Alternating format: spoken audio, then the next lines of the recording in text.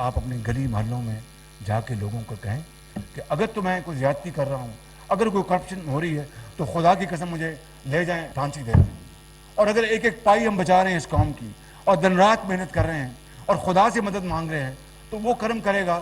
تو اگر کوئی سختی آ رہی تو میں معافی چاہتا ہوں قوم سے ہاتھ جوڑ کے، لیکن جب بھی موقع آیا ماضی میں اور آئے گا تو ہر چیز ایک ایک پیسہ آپ کے قدموں میں ہم نچھاور کر دیں گے انشاءاللہ، آپ کو خوشحالی اور ترقی کے لیے۔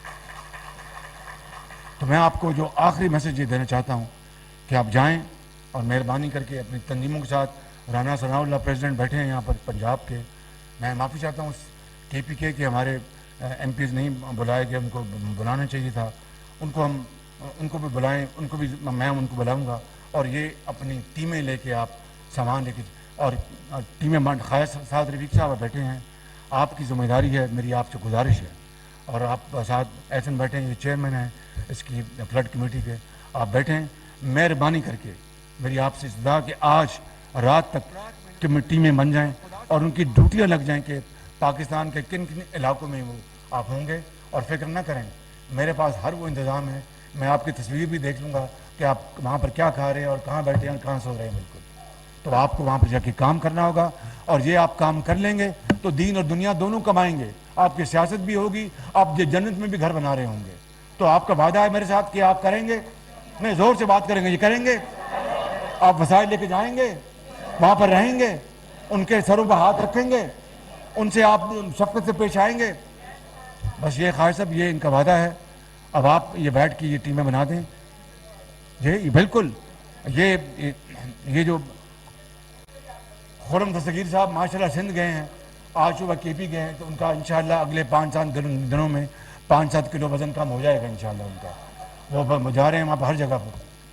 تو اس کے لیے وسائل بھی، اگر نقد ہے تو پرائم منسٹر ریلیف فنڈ میں ایک دھیرا بھی دوں، خدا اس کو قبول کرے گا انشاءاللہ۔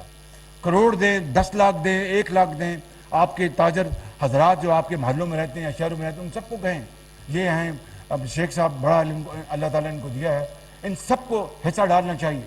اگلی بات یہ ہے کہ مفتی اسماعیل صاحب کو میں نے گزارش کر دی ہے، حاجی پروین بی بی ماشاءاللہ، واہ، وہ آپ کو کہنے کی ضرورت نہیں، پہلے میں لے چکا ہوں۔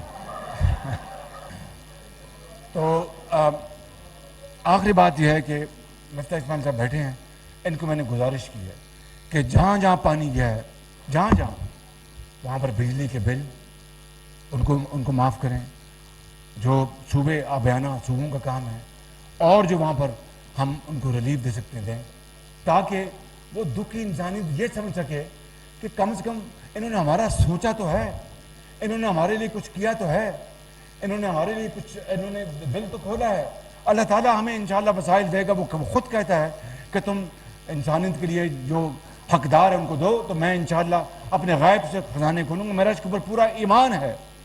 تو آج بھائیوں، آج بزرگوں، آج بہنوں، یہ وعدہ کر کے اٹھو کہ انشاءاللہ آپ اگلے چند ہفتے آپ وقف کر دیں گے، اور میں آپ کو یہ کہنا چاہتا ہوں کہ انشاءاللہ رب تعالیٰ کرم کرے گا، رب تعالیٰ فضل کرے گا، یہ دن بدل جائیں گے، پاکستان عظیم ہوگا، پاکستان جو ہے وہ عظمت کی جو سب سے بلندیوں پر انشاءاللہ جائے گا۔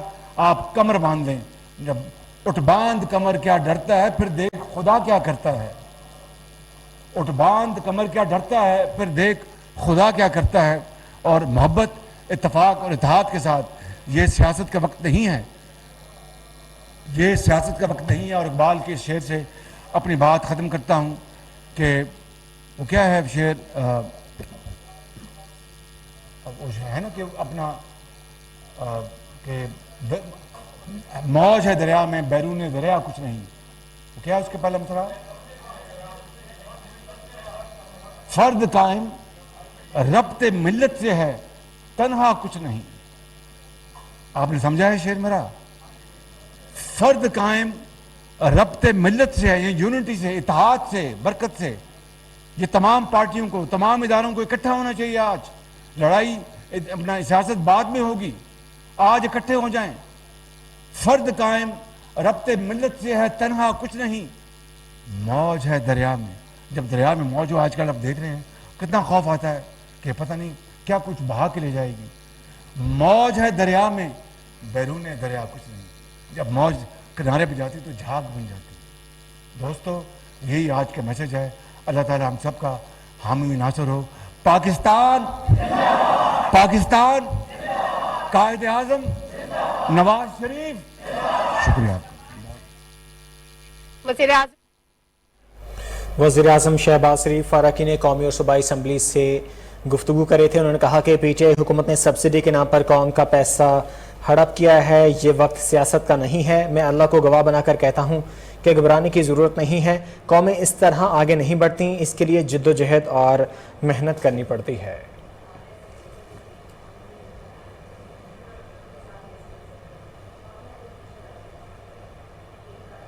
نیوز اسٹوڈیو سے فی الوقت کے لیے اتنا ہی۔ مزید خبروں اور اپڈیٹس کے لیے دیکھتے رہیے کوہینور نیوز۔